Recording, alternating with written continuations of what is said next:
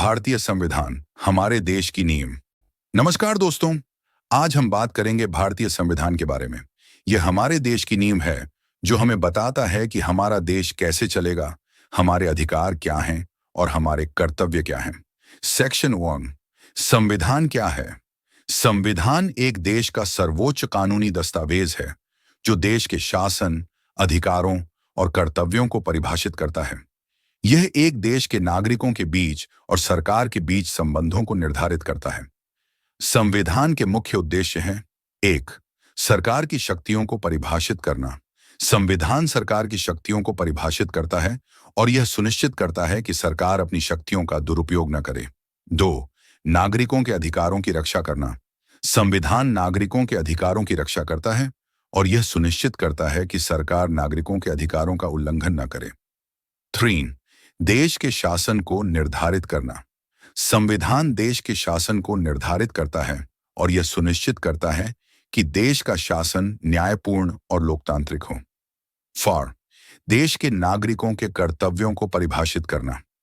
संविधान देश के नागरिकों के कर्तव्यों को परिभाषित करता है और यह सुनिश्चित करता है कि नागरिक अपने कर्तव्यों का पालन करें।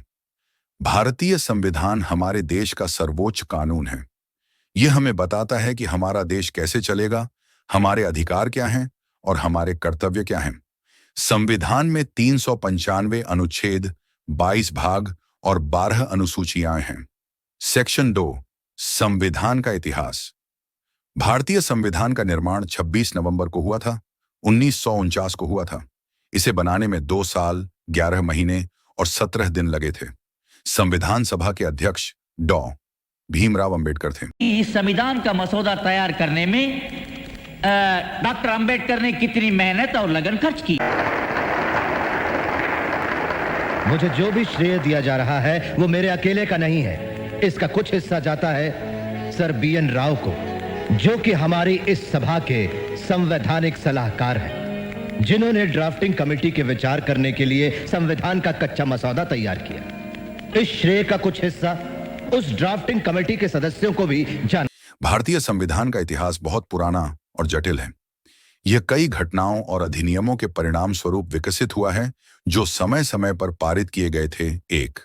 भारतीय संविधान के इतिहास को समझने के लिए हमें कुछ महत्वपूर्ण अधिनियमों और घटनाओं को देखना होगा जिन्होंने इसके विकास में महत्वपूर्ण भूमिका निभाई है।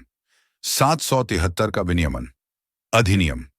इस अधिनियम ने ईस्ट इंडिया कंपनी के शासन को विनियमित करने के लिए एक गवर्नर जनरल और एक परिषद की स्थापना की। 1858 का भारत सरकार अधिनियम। इस अधिनियम ने ईस्ट इंडिया कंपनी के शासन को ब्रिटिश क्राउन द्वारा बदल दिया और भारत के लिए एक वायसराय की नियुक्ति की। 1909 का भारतीय परिषद अधिनियम। इस अधिनियम ने विधान परिषद के विस्तार के प्रावधान किए और मुसलमानों के लिए सांप्रदायिक प्रतिनिधित्व की एक प्रणाली प्रदान की। 1919 का भारत सरकार अधिनियम। इस अधिनियम ने द्वैत शासन की शुरुआत की, जिसमें मंत्री अपने संबंधित विषयों के लिए जिम्मेदार थे। 1935 का भारत सरकार अधिनियम। इस अधिनियम ने भारत में अंग्रेजों द्वारा शुरू किया गया सबसे लंबा और आखिरी संवैधानिक उपाय था, जिसमें भारतीय संघ की स्थापना के लिए प्रावधान किए गए थे। 1947 का भारतीय स्वतंत्रता अधिनियम। इस अधिनियम ने भारत को स्वतंत्रता प्रदान की और भारतीय संविधान के निर्माण के लिए मार्ग प्रशस्त किया। 26 जनवरी 1950 को भारतीय संविधान का उद्घाटन। इस दिन भारतीय संविधान को औपचारिक रूप से लागू किया गया और भारत एक संप्रभु, समाजवादी, धर्मनिरपेक्ष और लोकतांत्रिक गणराज्य बन गया। सेक्शन 3, संविधान के मुख्य भाग। भारतीय संविधान में कई महत्वपूर्ण भाग हैं जो हमारे देश के शासन, अधिकारों और कर्तव्यों को परिभाषित करते हैं। आइए इन महत्वपूर्ण भागों के बारे में विस्तार से जानते हैं। प्रस्तावना भारतीय संविधान का मुख्य उद्देश्य बताता है। यह हमें बताता है कि हमारा देश कैसे चलेगा और हमारे अधिकार क्या हैं। प्रस्तावना में कहा गया है कि भारत एक संप्रभु, समाजवादी, धर्मनिरपेक्ष और लोकतांत्रिक गणराज्य होगा।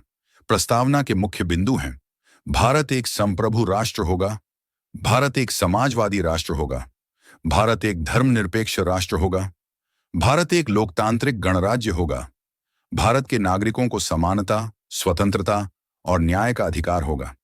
मौलिक अधिकार, फंडामेंटल राइट्स। मौलिक अधिकार भारतीय संविधान के भाग 3 में वर्णित हैं। ये अधिकार भारत के नागरिकों को प्रदान किए गए हैं और ये अधिकार न्यायालय द्वारा लागू किए जाते हैं। मौलिक अधिकारों के मुख्य बिंदु हैं समानता का अधिकार, अनुच्छेद 14 से 18 तक, स्वतंत्रता का अधिकार, अनुच्छेद 19 से 22, जीवन और व्यक्तिगत स्वतंत्रता का अधिकार, अनुच्छेद 21, धर्म की स्वतंत्रता का अधिकार, अनुच्छेद 25 से 28, संस्कृति और शिक्षा का अधिकार, अनुच्छेद 29 से 30, संवैधानिक उपचारों का अधिकार, अनुच्छेद 32, निर्देशक सिद्धांत, directive principles of state policy, निर्देशक सिद्धांत भारतीय संविधान के भाग 4 में वर्णित हैं।